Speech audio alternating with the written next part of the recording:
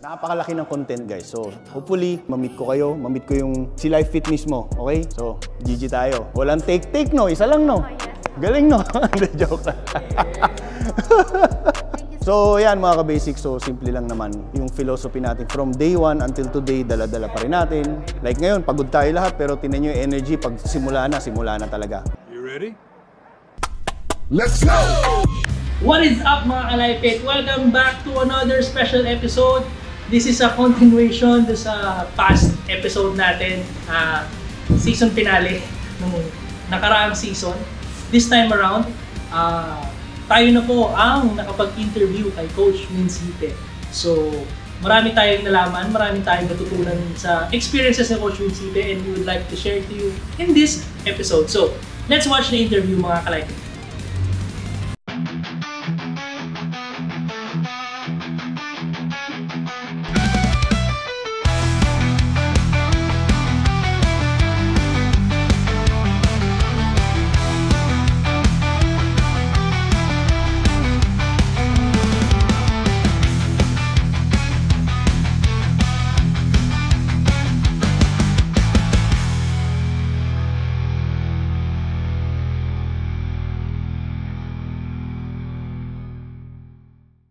Life Fit 40 would like to thank Paras Catering and Events. Check out their FB page and see all the excellent customer feedback regarding their great food, great service, and elegant styling. You can reach them at 0917-844-4470 and look for Miss Jubian Paras. Alright, mga ka-Life Fit, sa wakas, ito na po, nakasama na po natin si Coach Wins. After na sa last event sa Victory Gym, nandito kami ngayon sa Carlos Fitness Center. Shoutout to Doc Lau, salamat sa pag-accommodate sa amin. Coach Wins, finally, it's an honor meeting you. Formally. Formally. Thank you. Nakakataba ng puso yung mga statements mo last time, and yun, very much appreciated. So, Coach, more or less, ilang taon ka na sa fitness industry, more or less? Sabi mo, kailan ba pinaka-start ko? 2003 hanggang ngayon. Nawala lang ako sa fitness siguro ng 1 year. Okay. Nag-try ako ng office kasi nagkaroon ako ng opportunity to be a field auditor.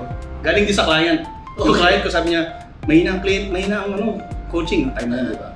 Sabi niya, gusto mo, meron akong negosyo, ganyan. Gusto mo mag-field auditor, kailangan namin ng malaking katawan kasi yung mga ahente natatakot. Kasama sa requirements yun. Hindi ako CPA graduate, hindi ako accounting graduate. Sabi ko, hindi ako marundi, madali lang yan, coach.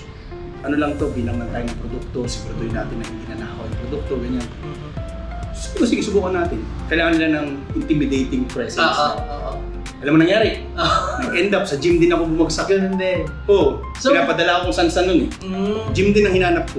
So yung overall, yung fitness experience mo, before, wala ka talagang naging parang other work, parang na-corporate ka ba? Well, ang pinaka-start ko talaga is 2001 ako nag-start magtrabaho.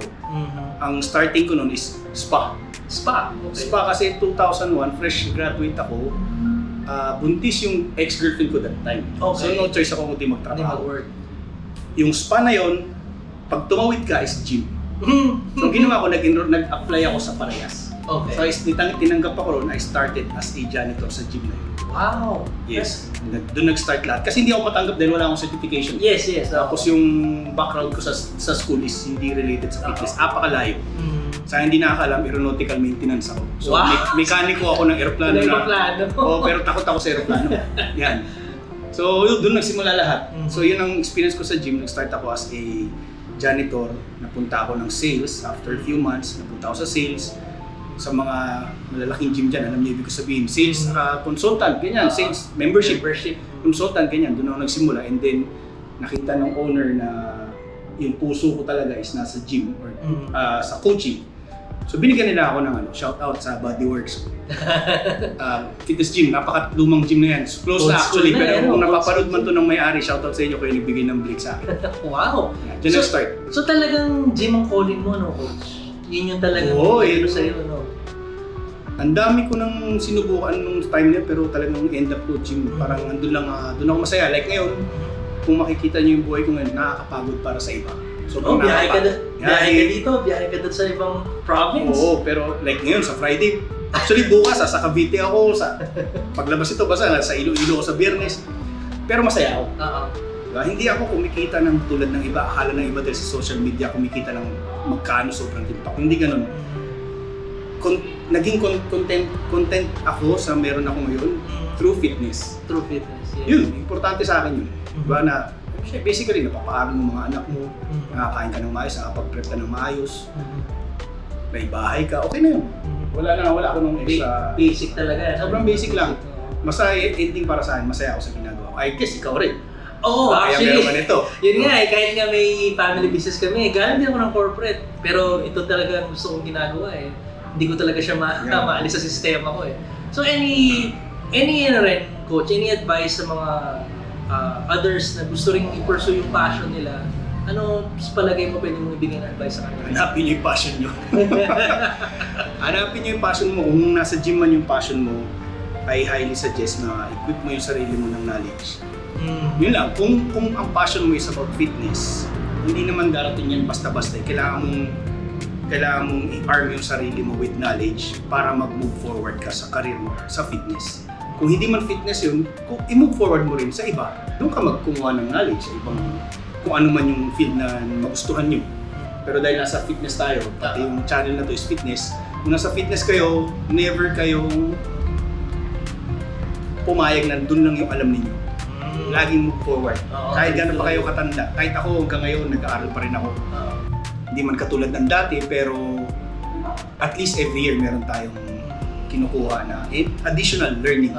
Isa sa mga parang tenets ng channel na to, life is always about training So tuloy-tuloy lang, training lang. Training, learning, never mong iisipin na alam mo na lahat.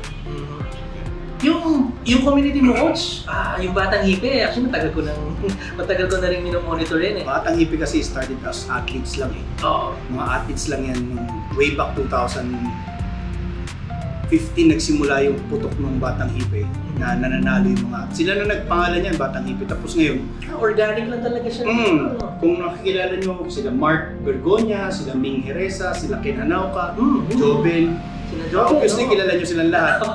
Sila yung mga OG na mga Batang Hipe. 2015, 16. Ngayon hanggang ngayon, sobrang close pa rin namin. Suportahan kami. Nakikita nyo lang kasi ngayon, iba-iba kami ng mga sponsors. So parang akala ninyo hindi kami Kasi siyempre, like, alam nyo, may mga contracts kami. So hindi talaga kami pwede magsama-sama lagi. Yun. Pero anyway, so yan, doon nagsimula yun. Nagpapanalo sila.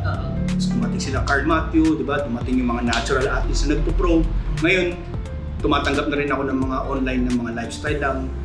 Yung mga TikTokers. So parang lumaki na lang siya through, hindi lang competition na. Isa lang siya nag-transition. Hindi ko sinadya, hindi ko parang basta tumutulong lang ako, ganyan.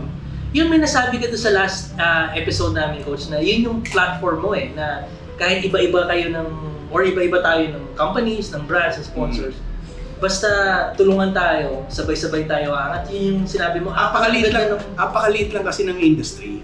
Experience ko, napakaliit lang ng industry. Kung meron kang produkto, sinasabi ko, for example, meron kang produkto, paano dadami yung buyers ng produkto mo kung maliit yung community? Diba? Kasi ang fitness is community. Napakaliit lang yan. Well, actually, compared to before COVID, 300% yung tinaas ng fitness community sa Pilipinas. Actually, buong mundo. After COVID, naging aware ang tao sa health. So, lumaki yung opportunities natin. Hindi lang coaching ang pagkakakitaan. Kumbaga, ang lawak na. Tapos, syempre, yung mga platform like TikToks, social media, ang laki na. Take advantage na tayo. So, ang na-realize ko is, pag lumaki yung community, lahat may income. Lahat ng mga aspiring coaches, lahat ng mga coaches, di ba? May way para magkaroon ng income. So, anong gagawin mo? Ba't ka maninira? Yes, so nga. Ang ganda ng advocacy mo, coach Excuse me. Sige, okay lang. Ang ganda ng advocacy mo, coach na lahat basic lang. Tulungan lang talaga. Walang hilaan pababa. As much as possible, hindi natin maiiwasan kasi na may masasabi. Din syempre, minsan nasasaktan tayo. Hindi maniniwala yun sa behind the scene. Wala tayo. Ang masasuggest ko lang kung talagang pure yung gusto ninyo, may masabi o walang masabi yung tao, in front or behind the camera, gawin nyo na lang yun. Ako yun ang ginagawa ko. As much as possible, encourage mo lang lahat. Yun lang. Wala sila. Kaya kung makikita ninyo, ang Batang Hipe, pag nagpalaro ang Batang Hipe, lahat nakukuha ko sponsors.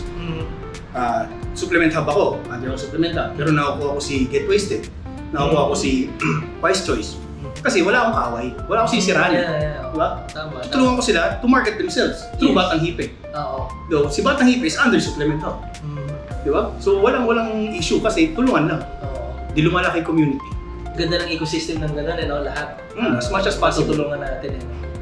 Ayun. So coach, last na lang siguro, last question being nasa Life Fit 40 tayo, no?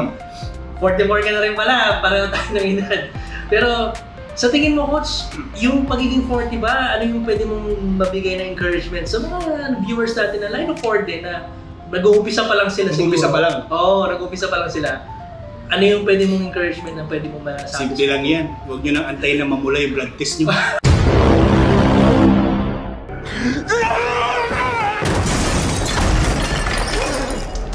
Huwag nyo na antayin yun. Pag namula yan, tapos saka pala kayo magsisimula. Hindi.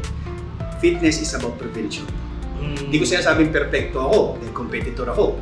Pero as much as possible, the more na mas active ka, the more na mas gumagalaw ka, the more na mas aware ka sa kinakain mo. Hindi mo kailangan gawin yung ginagawa namin as a competitor. Aware ka lang. The more na mas maganda yung chances mo na mas maganda yung maging quality ng buhay mo.